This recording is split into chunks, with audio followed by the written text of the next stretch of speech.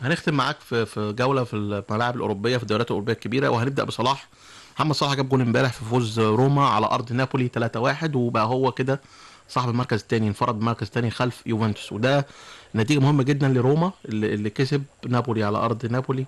وخلاص كده يعني قضى على فرصه نابولي ان هو على الاقل بعد 7 مباريات ان هو يبقى الثاني.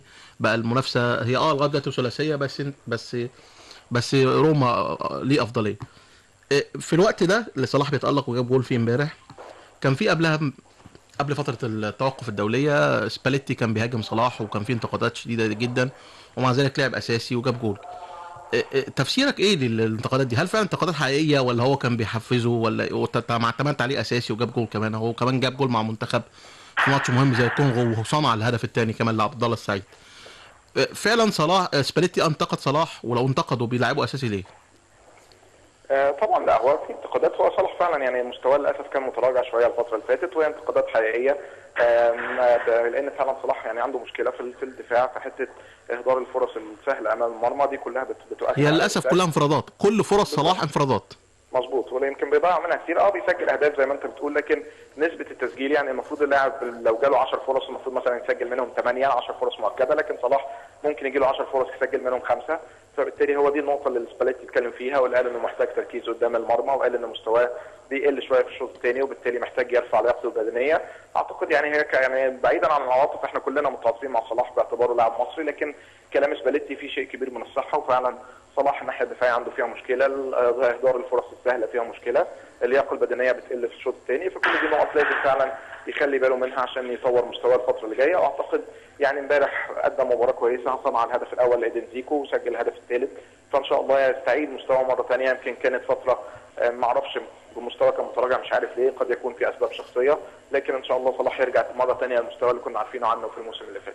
طيب الدوري الانجليزي امبارح، سيتي اتعادل بعد خسارته في الماتش الاولاني، وواضح ان البطوله مش سيتي يعني فاحنا قلنا سيتي كسب اول 6 ماتشات، وبعد كده خسر ماتش وبعد كده تعادل ماتش تاني. الدوري الانجليزي مش سيتي يعني احنا كنا متخيلين في الاول ان سيتي هياخد وهيفرق فرق كبير، يخسر ماتش وبعد كده تعادل ماتش، وارسنال يكسب، وليفربول هيلعب بكره مع مانشستر يونايتد، وفي ضغط كبير يعني ايه، في انديه من تحت طالعه، تشيلسي كمان طالع.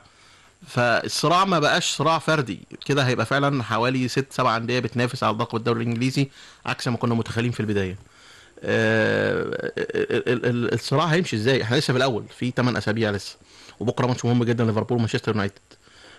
هيمشي ازاي الصراع ده مع التغيرات اللي بتحصل في الدوري الإنجليزي؟ بص يا احمد، هو ده الدوري الانجليزي، وده اللي اتعودنا عليه منه دايما. الدوري الانجليزي بطوله قويه، صعب ان فريق او اثنين بس ينافسوا على اللقب، دايما بتوصل منافسه 4 فرق و5 فرق، وده الشيء الطبيعي، وده اللي بيدي قوه للدوري الانجليزي وبيدي له متابعه على مستوى العالم كله من الجماهير. فاعتقد فعلا بدات بقى المنافسه تشتعل مره ثانيه. يمكن انا فاكر انا من بدايه الموسم قلت لك ان منافسه ثلاثيه، مانشستر سيتي ومانشستر يونايتد وارسنال، هم دول الثلاث فرق اللي انا شايف ان في هم ليفربول داخل في الصورة، وفي تشيلسي مش بعيد. يعني اعتقد صعب شويه يا احمد، يعني ممكن ليفربول يمكن. رابع مظبوط او مظبوط، ثالث لكن كمان، يعني لو كسب بكره ممكن ينط كمان على توتنهام. لا انا ما بتكلمش على الوضع الحالي، انا بتكلم على المدى الطويل، يعني المال الرؤيه لسه 38 اسبوع. بالظبط. لكن الرؤيه اللي انا شايفها ليفربول برضه بقى له فتره مش فريق بطوله، حتى اللعيبه المتواجدين عنده ما تحسش ان هم ممكن ينافسوا على اللقب. فريق بيقدم اداء جيد، ممكن يخش مربع ذهبي، لكن انه يواصل لغايه الاسابيع الاخيره ما عندوش يمكن حتى دكه بدلاء قويه. هي افضل تشكيله بصراحه هو مانشستر سيتي.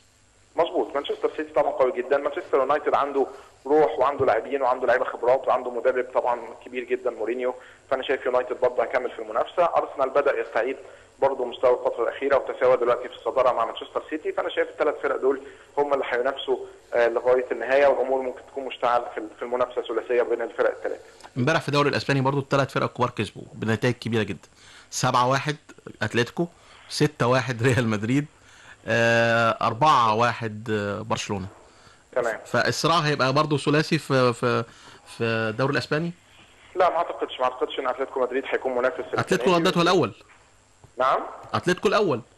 ماشي، ما انا بقول لك، بس برضه مش بالارقام دلوقتي، انا بتكلم في المدى الطويل. مش ممكن يكون فريق، ما احنا شفنا السنه اللي فاتت الداخليه والمحطه كانوا في مركز اول وثاني، كانوا بينافسوا الاسبوع ال 15 تقريبا في الدوري، لكن مع الدور الثاني حصل انهيار وتراجع. بقول لك حته الخبره بتفرق، حته وجود البديل الكفء، كل دي عوامل مهمه. فانا شايف لا، اتلتيكو مدريد مش هيكمل المنافسه السنه دي، وهتكون منافسه ثنائيه ما بين ريال مدريد وبرشلونه، هتستمر لغايه اللحظات الاخيره. لكن ده الفرق بقى بين الدوري الاسباني والدوري الانجليزي. الدوري الاسباني الفرق الكبيره بتفوز وبتفوز بسكور كبير على الفرق الصغيره، لكن الدوري الانجليزي مفيش ماتش سهل، مفيش ماتش صعب، ممكن تلاقي فريق صغير بيفوز على فريق كبير. شفنا يمكن ليستر سيتي اللي كان بطل الدوري السنه اللي فاتت 13 دلوقتي 13 متعثر بشكل كبير جدا السنه دي. شفنا هال سيتي بدا بدايه قويه جدا وكان مركز رابع، وبعد كده تراجع رهيب وبعد رجع ثاني ينافس. وتشيلسي كان حامل اللقب ورجع برضه بال 11 وال 12. ستوك سيتي اللي هو بدا بدايه سيئه جدا، بدا شويه من الفتره الاخيره يستعيد مستواه مره ثانيه، حقق فوز امبارح على ساندرلاند. ستوك كسب ورمضان مش في تشكيله الاسبوع الثالث تقريبا على التوالي.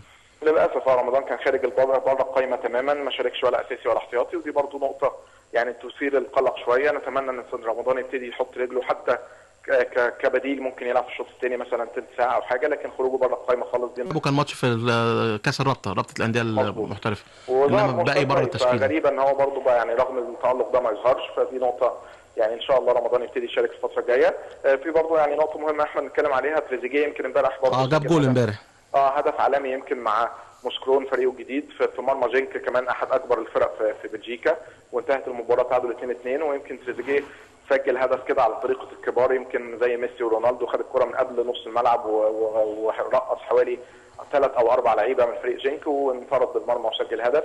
فاعتقد تريزيجيه بدا ينضج بشكل كبير جدا. هو تريزيجيه مهم، يعني الناس اللي ما تعرفش ان تريزيجيه ليه بيلعب اساسي في المنتخب لو شافوا الدوري البلجيكي هيعرفوا السبب. لا، وهي برضه يعني انا شايف فيكتور كوبر برضه يعني في الناحيه دي كان عينه كويسه جدا، لان حتى تريزيجيه لما كان موجود في اندرلخت وما كانش بيلعب اساسي، برضه كوبر كان بيثق فيه وكان بيلعبه اساسي مع منتخب مصر، وكانت الناس بتنتقد ده وتقول ليه وتريزيجيه ما بيلعبش. لكن لا، الراجل شايفه حتى لو انت في نادي كبير في اوروبا ومش بتشارك، لكن انت بتتدرب بشكل كويس، بتلعب ماتشات وديه مع المنتخب بتوجيد، فهي قصه مش قصه المشاركه او عدم المشاركه فقط. لكن تريزيجيه فعلا يعني كان محق ان هو انتقل لنادي موسكرون من انديه الوسط عشان يشارك بشكل اساسي، واصبح فعلا يعني لاعب مميز ويمكن ابرز لاعب في الفريق دلوقتي، وعمل طفره كبيره جدا منذ انتقاله لفريق موسكرون. امبارح الكاف اعلن قائمه مبدئيه